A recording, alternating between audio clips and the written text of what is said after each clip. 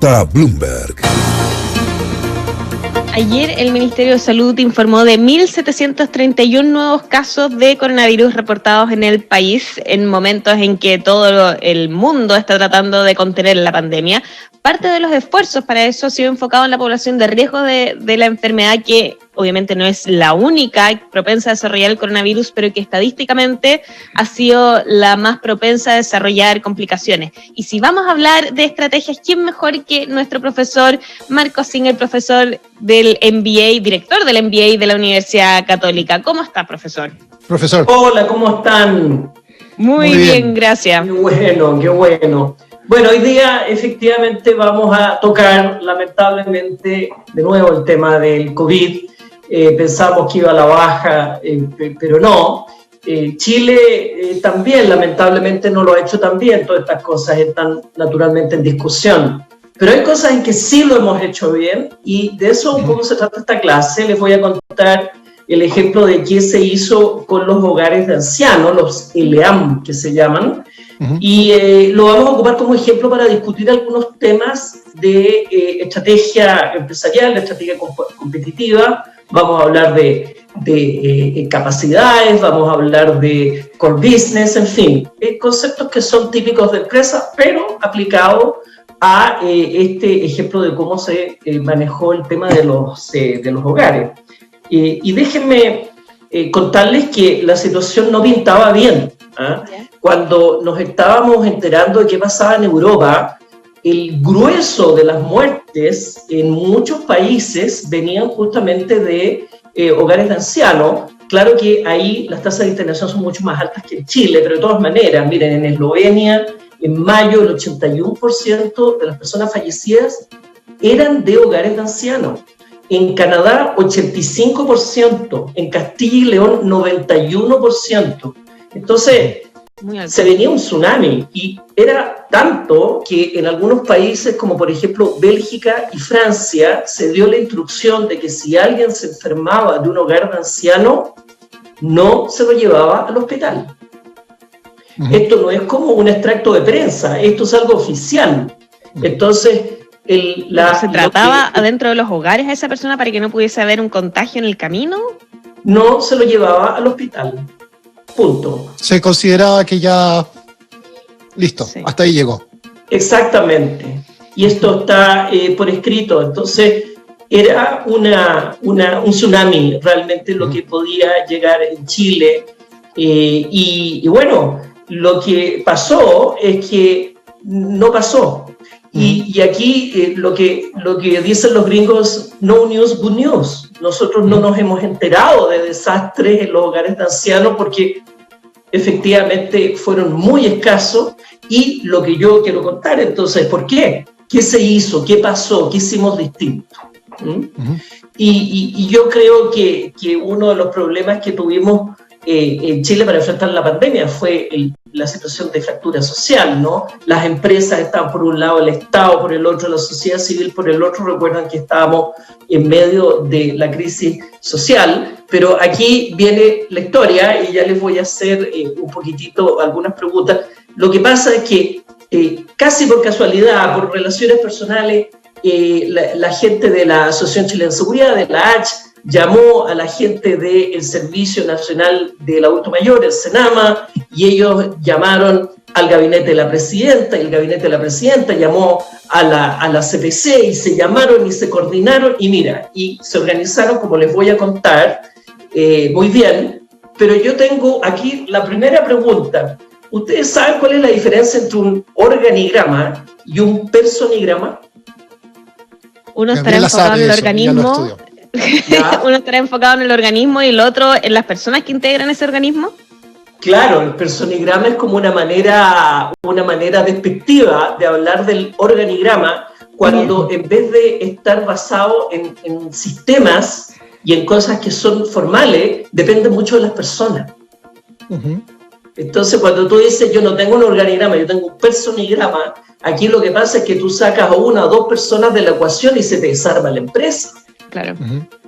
Entonces, la historia es estupenda, pero a mí me tocó posteriormente llamar la atención a estas cosas, porque uno entra como académico y no necesariamente aplaudir, uno tiene que bueno, aplaudir y criticar. Entonces, la primera cuestión, recuerden eso, tratar de tener organigramas, valga la redundancia, organizados, y no situaciones que son muy de confianza, que son cosas muy buenas, pero mucho cuidado con lo otro.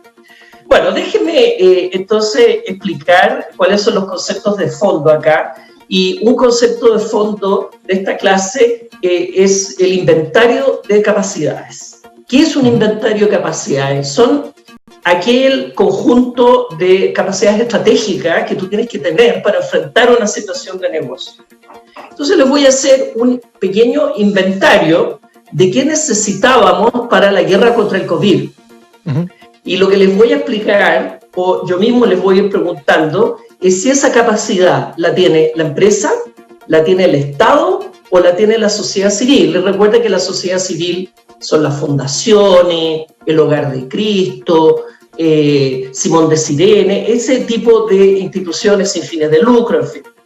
Entonces, díganme una cosa, ¿qué capacidades creen ustedes que necesita un país para luchar una guerra cualquiera, incluida la del COVID? ¿Qué necesitamos? ¿Capacidad de qué? Capacidad de análisis. O sea, en el caso, no sé si en una guerra tradicional, pero por lo menos en una batalla contra una pandemia es una capacidad estadística, primero, para medir cuál es la situación. Eso se llama el War Room, la torre de control. Eso iba a decir yo. Ya, ¿ustedes creen que la sociedad civil, las fundaciones, tienen una capacidad potente de análisis? No, eso lo tiene el Estado. El Estado lentamente, más bien yo diría las empresas, de hecho McKinsey fue una de las empresas privadas que participó y armó y apoyó, la Asociación Chile Seguridad también metió mucho inteligencia, comillas, militar. ¿Qué otra capacidad creen ustedes que se necesita en una guerra? Capacidad de comunicar. Que fue bien criticado al principio, sobre todo aquí, que hay que traspasar un mensaje de lo que tienen que hacer las personas también para poder frenar los contagios. Muy bien, la legitimidad para comunicar, ¿cómo la tenían las empresas en ese minuto? ¿Podía ser una empresa diciendo nosotros? No, para nada. La sociedad civil, sí. La sociedad civil, muy bien. Déjenme seguir. ¿Qué decía Napoleón de la guerra? ¿Qué se necesita para pelear una guerra? Napoleón decía, necesito Eso es más de la época de Eduardo, así que él puede contestar esa pregunta. Ah, bueno. Bueno, ¿por conocimiento o por edad? Ya. Napoleón decía, necesito dinero, dinero y dinero. ¿Quién tiene dinero? Bueno, las empresas y el Estado. Claro, muy bien, la empresa y el Estado, pero además necesito dinero flexible. ¿Quién tiene flexibilidad? ¿El Estado tiene flexibilidad? No, las empresas. Las empresas tienen flexibilidad. ¿Qué otra? Necesito además personal voluntario. ¿Se acuerdan que uno necesita una reserva de gente? ¿Quién tiene reserva de gente así, personal, listo para ocuparlo en cualquier cosa? ¿Eso lo tiene la empresa? No. No creo que haya gente disponible en una empresa. Claro, no tienen como una reserva de trabajadores. El Estado sí, tiene una máquina más grande. El Estado, pero ahí la sociedad civil es muy potente porque tiene muchos voluntarios. Recuerden que una guerra se pelea con muchos voluntarios. Bueno, miren, la cosa es que sin entrar en demasiado detalle, tú puedes armar una matriz de capacidades y darte cuenta que ni la empresa, ni el Estado, ni la sociedad civil las cumplen, ni siquiera de a pares hoy. Entonces, si yo junto al Estado con las empresas, me queda, por ejemplo, el tema de la legitimidad, el tema de los voluntarios, me queda fuera. Entonces, acá nosotros, por esta personigrama que les estaba contando, pudimos coordinar estos tres estamentos. Que estaban muy acostumbrados a conversar. No sé si recuerdan que previo al estallido social se puso en moda esto del diálogo social. Claro. Que está muy bien, pero la idea es que todo termine en acción y muchas veces no terminó en acción. Bueno, este es un caso definitivamente que sí. Ahora, déjenme explicarle cómo se denomina esto en estrategia. Esto se llama orquestación. Orquestación estratégica. Porque lo que antes se pensaba es que las empresas tenían, todavía se piensa, estas son cosas que se debaten, que las empresas tenían que tener algo que se llama las capacidades superiores. el core business, que se le llama, las capacidades, las ventajas competitivas. ¿Qué es eso, ventaja competitiva? Es lo que me permite en ser mejor en el negocio que yo estoy tratando de llevar adelante. Exactamente, lo que te decía la literatura es que las capacidades competitivas tenían que ser tuyas, pues, Gaby. Claro. Si no, otro se lleva las lucas. La torta, sí. Pero acá no, acá son tantas capacidades que las tienes que orquestar, y la orquestación consiste en una relación más bien horizontal, porque antes en Chile también el Estado interactúa con las empresas, pero cuando el Estado interactúa, contrata a las empresas, ¿cómo es la relación? ¿Es horizontal? No, absolutamente vertical. Vertical, te dan instrucciones. Y cuando las empresas le dan dinero a las fundaciones, ¿cómo es la relación? Vertical también. Vertical, y te doy las lucas y me voy. Y te dejo hacer la pega. En cambio, aquí lo que ocurre es un conjunto de acciones, las cuento rápidamente, porque ¿cuáles son los problemas que tienen los hogares de ancianos? ¿Por qué les pasó en Canadá lo que... ¿Cuál? El espacio compartido, el poco... Hacinamiento. Gente en un espacio, claro, hacinamiento.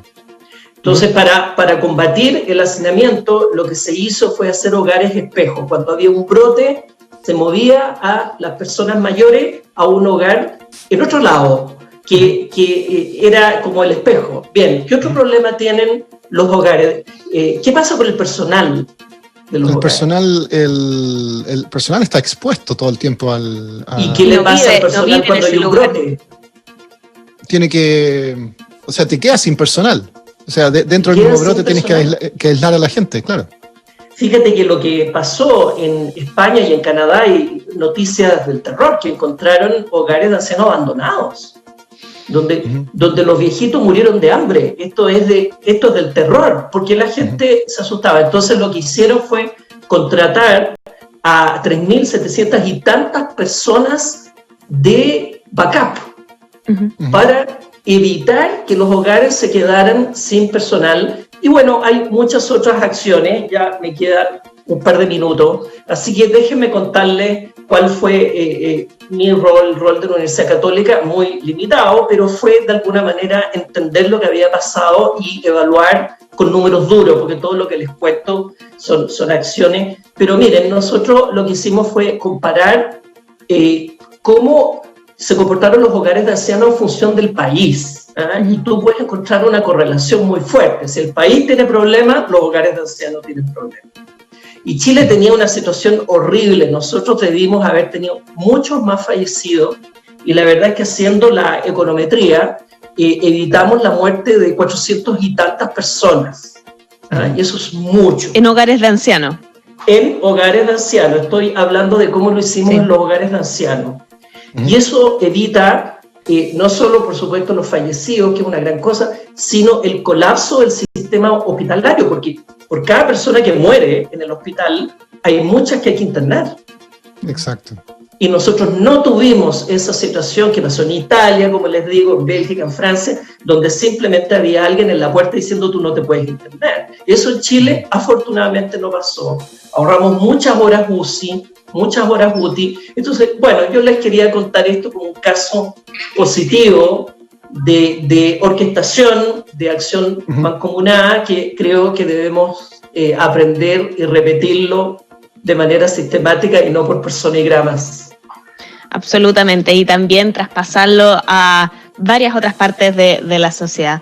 Marco Singer, director del MBA de la Universidad Católica, muchas gracias por esta lección y por este mensaje de día viernes. Que tengas un muy buen fin de semana. Encantado. Chao, que les vaya bien.